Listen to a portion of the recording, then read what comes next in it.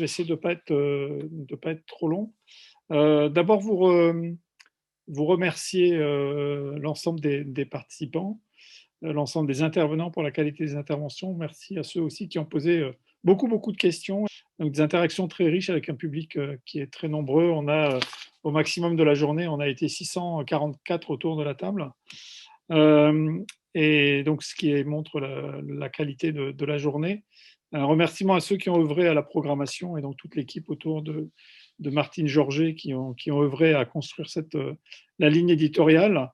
Et puis un merci particulier d'une part à Martine Georget qui a été à la manœuvre. Merci à Philippe Prévost. Et puis un grand merci à Solène Dott qui nous a aidés, qui était en CDD avec nous pendant un certain nombre de mois pour préparer cette journée, pour relire aussi tous les papiers de la journée CASDAR et faire la fonction éditoriale. Donc, vraiment un grand merci à vous. On a eu, je pense, une journée extrêmement riche parce que à la fois un panorama au travers de différentes sections et puis un panorama initial de la situation présenté avec un cadrage par Jean Jouzel qui était extrêmement riche, exhaustif avec l'expérience qu'il a et globalement ce qu'il a souligné, c'est l'ampleur de la tâche que l'on a. Si on veut atteindre l'objectif de 1,5 degré, et il faudrait réussir à passer de 65 gigatonnes de CO2 émis annuellement à 25 à 30. Et donc l'ampleur de la tâche est juste gigantesque, sachant que là-dedans, la place de l'agriculture et de l'alimentation, pris en son ensemble, il nous disait 30%.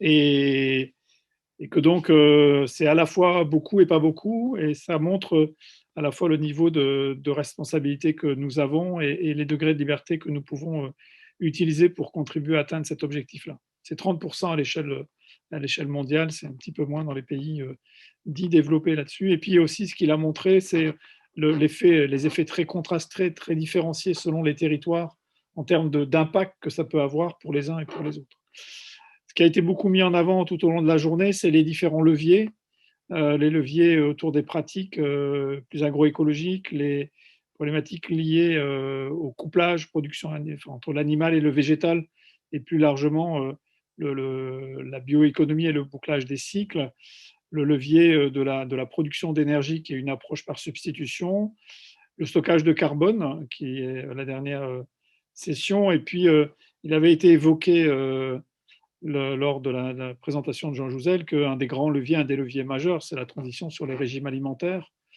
puisque, et ça avait provoqué beaucoup de réactions sur le question-réponse, c'est que si l'ensemble du monde passait dans un système vegan, on économiserait 8 gigatonnes de CO2, donc ramené au presque 20 que représente l'ensemble de l'agriculture et de l'alimentation à l'échelle mondiale, on voit la marge absolument considérable.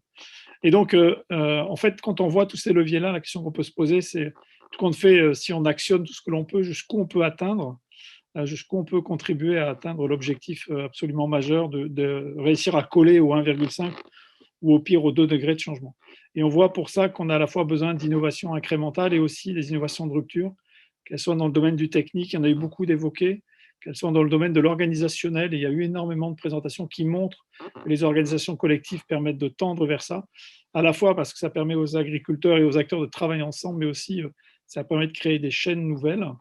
L'exemple de la méthanisation à Vire est une des illustrations, on a eu beaucoup d'autres, et puis aussi des innovations institutionnelles, comment les dimensions politiques publiques contribuent à ça. Donc ça, c'est les différents leviers. Et puis, le bilan qu'on peut faire de la journée, c'est qu'il y a eu beaucoup de questions qui sont ouvertes et qui sont mises en avant à l'occasion de cette journée.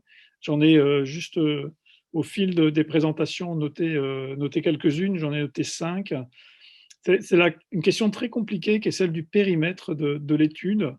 Le bilan tel que présenté Jean Jouzel, il est mondial, donc là le périmètre il est assez fermé, hein, puisque ça s'appelle la planète Terre, mais et qui n'est pas, on n'en a qu'une, comme disait Chirac.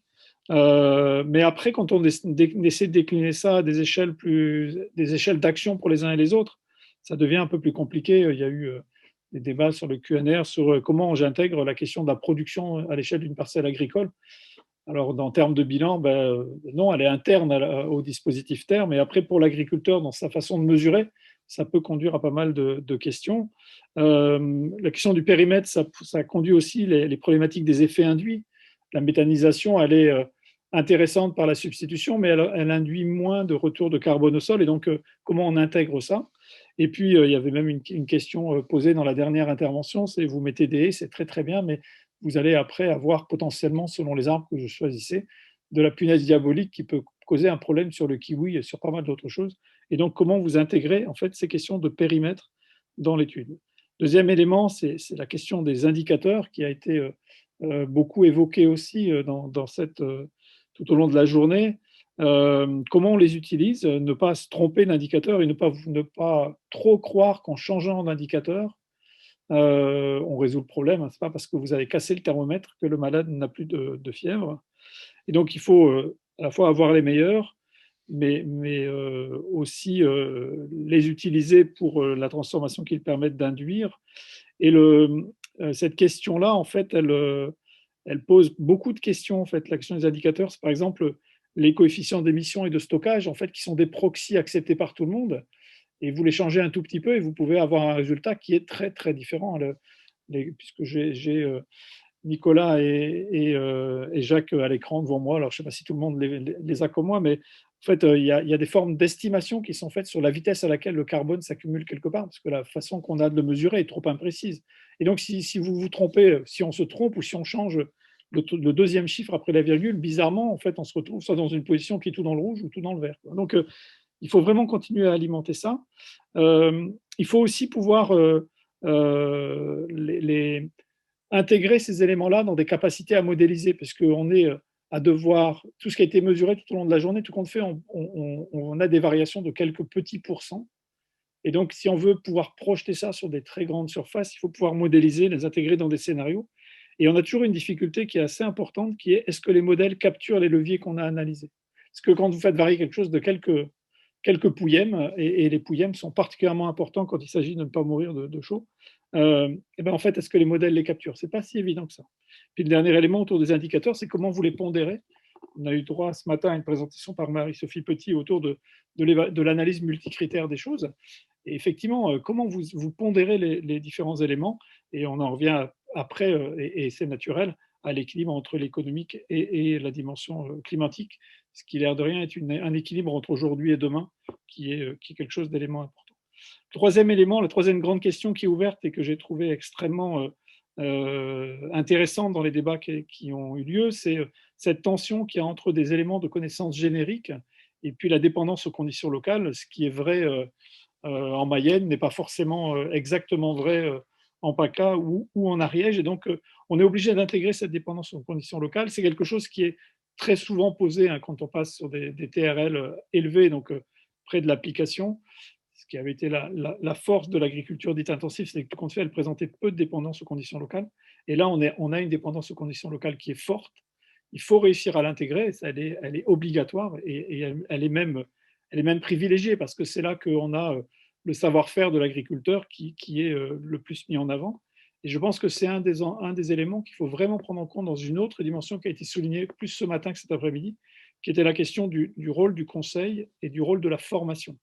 C'est particulièrement intéressant d'avoir aujourd'hui autour de cette table digitale et de cette salle de réunion digitale énormément d'acteurs de la formation. Je pense que c'est central. C'est central pour porter cette dimension nouvelle. C'est aussi central parce que c'est là que se joue la dépendance aux conditions locales.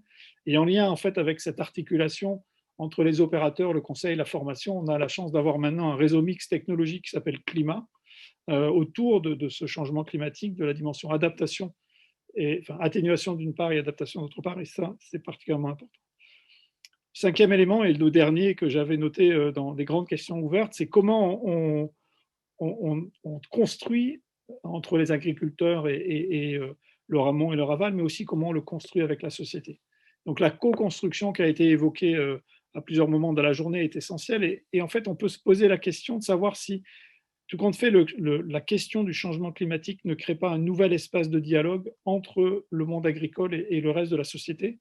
Et qu'en fait, quand on voit ce qui s'est passé dans le cadre de la Convention citoyenne sur le climat que Jean Jouzel évoquait ce matin, en fait, elle a été un lieu de débat qui n'a pas du tout été un lieu de confrontation. Ce n'était pas Caïn contre Abel. Au contraire, en fait, ça a été des lieux de dialogue Et donc, ça crée un espace nouveau. Et je pense qu'on a une question intéressante de savoir comment, collectivement, les acteurs de l'agriculture, le conseil, le développement, la formation, la recherche, comment on va habiter cet espace nouveau de discussion, de dialogue avec la société, avec les citoyens, les consommateurs. Donc ça me semble être quelque chose d'extrêmement important. Et je pense que c'est extrêmement important pour, et ça va être mon dernier mot, parce que il me semble que le mot central qui est autour de tout ce qu'on a discuté aujourd'hui, c'est en fait, c'est le fait que la question du changement climatique et donc la question du climat, c'est un bien commun. Et Paul Pointreau, tout à l'heure, dans son intervention, disait la haie, c'est aussi un bien commun. Et je pense que redonner du poids à ce qui est commun, à ce qui est bien commun, est quelque chose de particulièrement important. Alors vous allez dire, c'est une évidence, quand on parle du climat, il est bien commun, il est partagé par tout le monde. Ben oui, mais quand donc c'est très vrai, vous l'avez beaucoup discuté, vous l'avez beaucoup illustré, mais dans la réalité, en fait, on est obligé assez vite de le ramener à des dimensions bien privées, parce qu'il faut le rémunérer. Et je pense que c'est un élément qui est extrêmement important dans la période que l'on vit, parce que on est en 2021, la France va déposer son PSN, va le valider pour la future PAC. On a le cadre, on a la chance d'avoir un Green Deal qui est extrêmement ambitieux, à moins 50% sur les émissions de gaz à effet de serre.